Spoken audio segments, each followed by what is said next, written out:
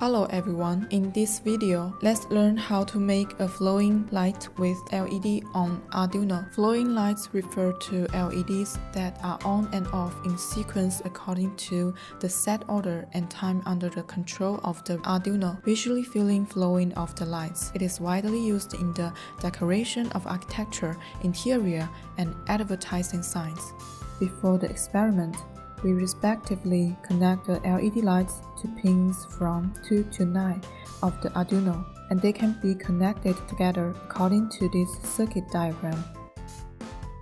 In setup, set the pins of Arduino from 2 to 9 to connect LED. Initialize each pin.